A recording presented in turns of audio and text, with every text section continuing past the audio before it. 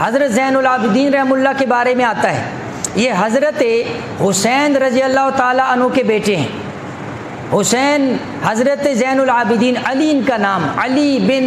حسین بن علی المرتضیٰ رضی اللہ عنہ، یہ ان کا نسب ہے۔ ان کی شادی ہوئی حضرت حسن رضی اللہ تعالیٰ عنہ کی بیٹی حضرت فاطمہ سے۔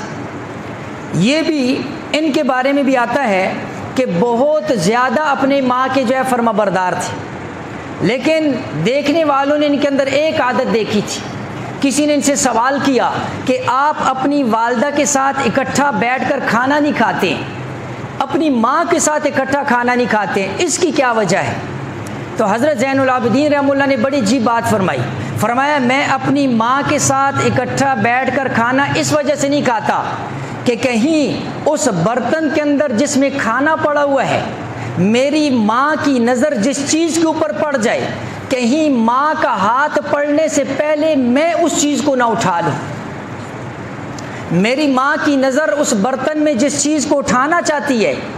اور اس پر نظر میری والدہ کی پڑی، لیکن چونکہ مجھے تو پتہ نہیں ہے، میں اپنی ماں کے اس چیز کو اٹھانے سے پہلے میرا ہاتھ نہ پڑ جائے اور میں کہیں اس وجہ سے اپنی ماں کا نافرمان نہ بن جاؤں۔